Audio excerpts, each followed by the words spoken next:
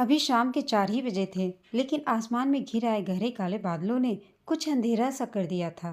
तेज बारिश के साथ जोरों की आंधी भी चल रही थी। सामने के पार्क में पेड़ झूमते लहराते अपनी प्रसन्नता का इजहार कर रहे थे। रमाकांत जी का मन हुआ कि कमरे के सामने की बालकनी में कुर्सी लगाकर मौसम का आनंद उठाएं, लेकिन फिर उन्हें लगा कि उनकी पत्नी रोहिणी का कमजोर शरीर तेज हवा सहन नहीं कर पाएगा। उन्होंने रोहिणी की ओर देखा। वह पलंग पर आंखें मूंद कर लेटी हुई थी। रमाकांत ने पूछा, अदरक वाली चाय बनाऊं? पियोगी? अदरक वाली चाय रोहिणी को बहुत पसंद थी। उसने धीरे से आंखें खोली और मुस्कुराई। मोहन से कहिए, वह बना देगा। उखड़ती सांसों से वह बड़ी मुश्किल से इतना कह पाई। अरे, मोहन से क्यों कहूँ? वह क्या मुझसे ज़्यादा अच्छी चाय बनाएगा? तुम्हारे लिए तो चाय मैं ही बनाऊंगा, कहकर रमाकांत किचन में चले गए। जब वह वापस आए तो ट्रे में 2 कप चाय के साथ कुछ बिस्किट भी रख लाए।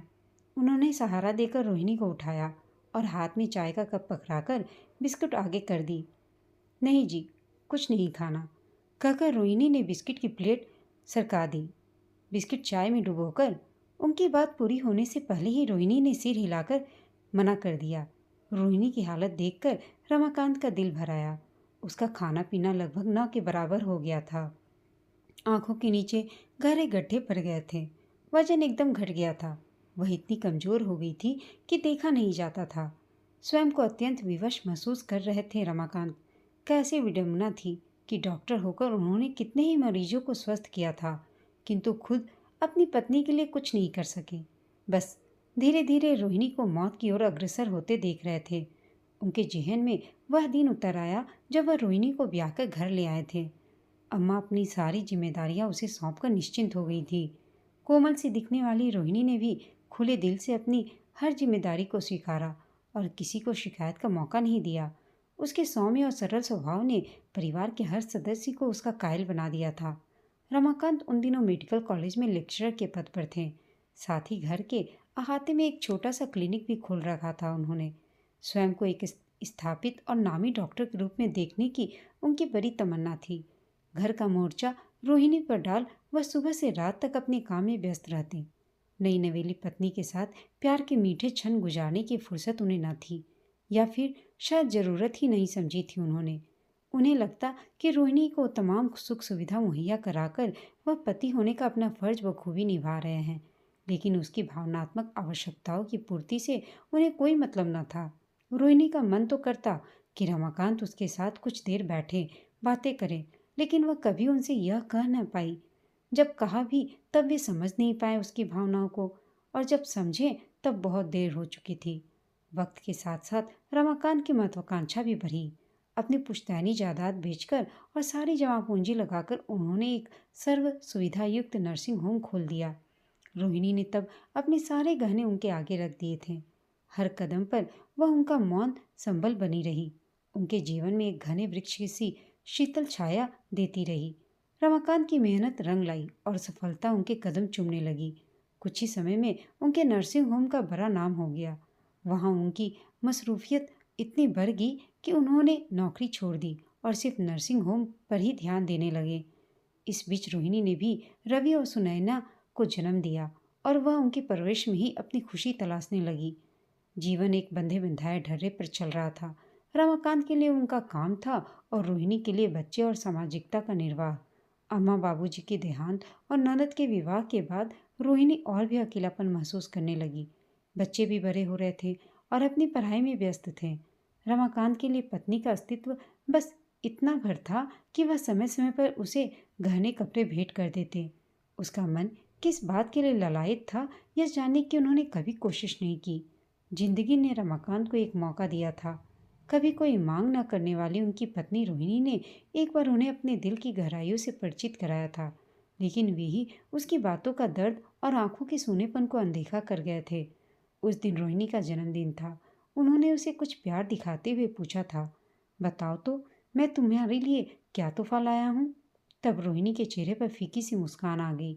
उसने धीमी आवाज में बस इतना ही कहा था, तोहफे तो आप मुझे बहुत दे चुके हैं, अब तो बस आपका सानिध्य मिल जाए, वह भी मिल जाए तो बस बहुत है।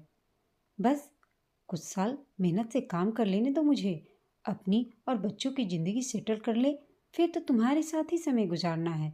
कहते हुए उसे एक कीमती साड़ी का पैकेट थमा रमाकांत काम पर निकल गए थे। रोहिणी ने फिर कभी उनसे कुछ नहीं कहा था। रवि भी पिता के नक्शे कदम पर चलकर डॉक्टर ही बना।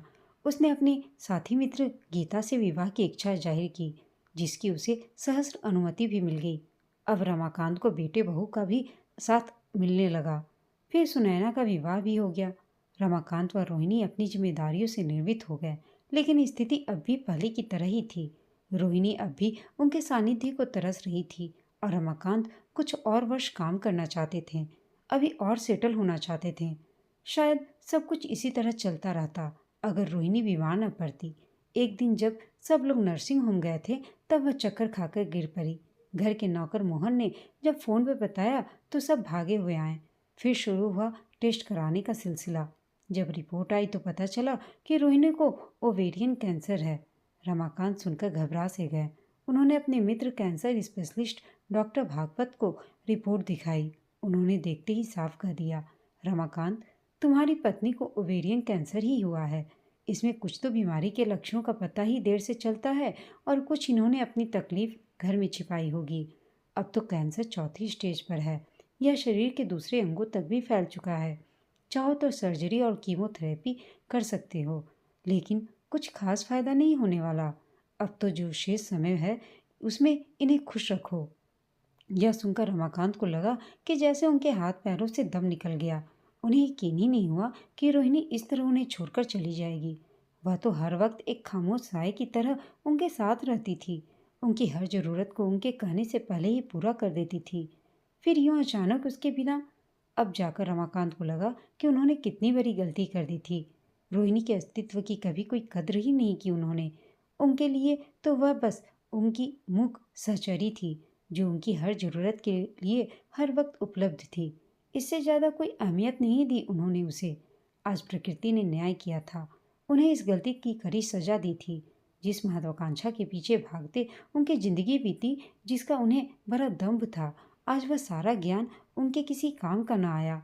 अब जब उन्हें पता चला कि रोहिणी के जीवन का बस थोड़ा ही समय शेष रह गया था, तब उन्हें एहसास हुआ कि वह उनके जीवन का कितना बड़ा हिस्सा थी। उसके बिना जीने की कल्पना मात्र से वह सिहर उठे।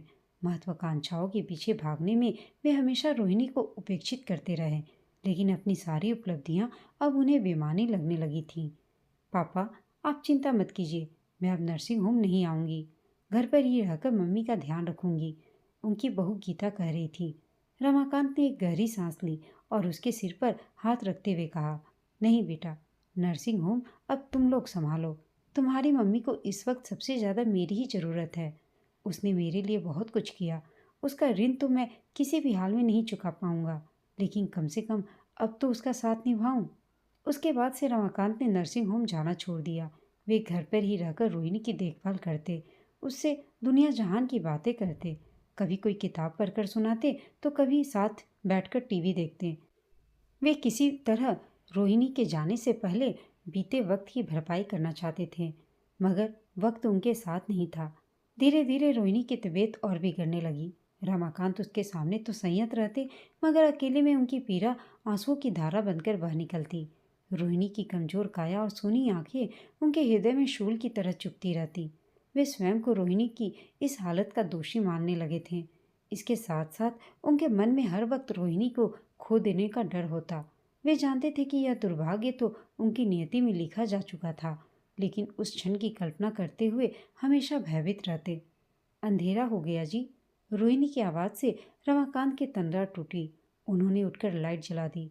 देखा, रोहिणी का चाय का कप आधा भरा हुआ रखा था और वह फिर से आंखें मूंदे टेक लगाकर बैठी थी। चाय ठंडी हो चुकी थी। रमाकांत ने चुपचाप कप उठाया और किचन में जाकर सिंक में चाय फैला दी। उन्होंने खिड़की से बाहर देखा। बाहर अभी भी तेज बारिश हो रही थी। हवा का ठंडा झोंका आकर उन्हें छू गया, लेकिन अब उन्हें कुछ भी अच्छा नहीं लग रहा था। उन्होंने अपनी आंखों के कोरों को पोंछा और मोहन को आवाज़ लगाकर कहा, खिचड़ी बनाने के लिए। खिचड़ी बिल्कुल पतली थी, फिर भी रोहिणी बमुश्किल 2 चम्मच ही खा पाई। आखिर रमाकांत उसकी प्लेट उठाकर किचन में रखाएं।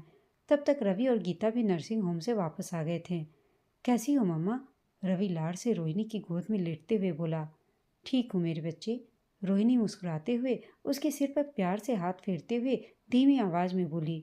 रमाकांत ने देखा कि रोहिणी के चेहरे पर असीम संतोष था। अपने पूरे परिवार के साथ होने की खुशी थी उसे। वह अपनी बीमारी से अनभिज्ञ नहीं थी, परंतु फिर भी प्रसन्नता ही रहती थी।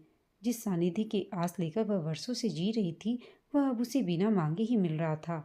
अब वह तृप्त थी, इसलिए आने वाली मौत के लिए कोई डर या अफसोस उसके चेहरे पर दिखाई नहीं देता था। बच्चे काफ़ी देर तक माँ का हालचाल पूछते रहें, उसे अपने दिन भर के काम के बारे में बताते रहें। फिर रोहिणी का रुख देखकर रमाकांत ने उनसे कहा, अब खाना खाकर आराम करो, दिन भर काम करके थक गए होगे तुम लोग। पापा, आप भी खाना खा लीजिए, गीता ने कहा। मुझे अभी भूख नहीं है बेटा, आप लोग खा लो, मैं बाद में खा लूँगा। बच्चों के जाने के बाद रोहिणी फिर आंखें मूंद कर लेट गई। रमाकांत ने धीमी आवाज में टीवी चला दिया, लेकिन थोड़ी देर में ही उनका मन उब गया। अब उन्हें थोड़ी भूख लगाई थी, लेकिन खाना खाने का मन नहीं किया। उन्होंने सोचा रोहिणी और अपने लिए दूध ले आए। किचन में जाकर उन्होंने 2 गिलास दूध गर्म किया। तब तक रवि और गीता खाना खाकर अपने कमरे में सो चुके थे। रोहिणी, दूध लाया हूँ। कमरे में आकर रमाकांत ने धीरे से आवाज़ लगाई, लेकिन रोहिणी ने कोई जवाब नहीं दिया। उन्हें लगा कि वह सो रही है। उन्होंने उसके गिलास को ढककर रख दिया और खुद पलंग के दूसरी ओर बैठकर दूध पीने लगे। उन्होंने रोहिणी की तरफ देखा। सोते हुए उसके चेहरे पर कितनी शांति थी। उनका हाथ बरबस ही उसका माथा सहलाने के लिए आगे बढ़ा। फिर वह चौंक पड़े। दोबारा माथे और गालों पर हाथ लगाया, तब उन्हें एहसास हुआ कि रोहिणी का शरीर ठंडा था। वह सो नहीं रही थी, बल्कि सदा के लिए चिर निद्रा में विलीन हो चुकी थी। उन्हें जो डर इतने महीनों से जकड़े था, आज वे उसके वास्तविक रूप का सामना कर रहे थे। कुछ समय के लिए एकदम शून्य से हो गए। उन्हें समझ ही नहीं आया कि क्या करे। फिर धीरे धीरे चेतना जागी। पहले सोचा कि जाकर बच्चों को खबर कर दे, लेकिन फिर कुछ सोचकर रुक गए। सारी उम्र रोहिणी को उनके सानिध्य की जरूरत थी, लेकिन आज उन्हें उसका साथ चाहिए था। वे उसकी उपस्थिति को अपने पास महसूस करना चाहते थे। इस एहसास को अपने अंदर समेट लेना चाहते थे, क्योंकि बाकी की एकाकी जिंदगी उन्हें अपने इसी एहसास के साथ गुजारनी थी। उनके पास केवल एक रात थी। अपने और अपनी पत्नी के सानिध्य के इन आखिरी पलों में वे किसी और की उपस्थिति नहीं चाहते थे। उन्होंने लाइट बुझा दी और रोहिणी को धीरे से अपने हृदय से लगा लिया। पानी बरसना अब बंद हो गया था और उन्हें अफसोस हो रहा था कि जो उन्होंने किया रोहिणी के साथ, वह ठीक नहीं था। काश समय रहते वह रोहिणी को भी समझ समझ पाते, उसे भी अपना कीमती वक्त दे पाते। दोस्तों, आपको यह कहानी कैसी लगी कमेंट करके बताइएगा। साथ ही कहानी अच्छी लगी हो तो इसे लाइक, शेयर और चैनल को सब्सक्राइब अवश्य कीजिएगा। कहानी सुनने के लिए आप सबका धन्यवाद।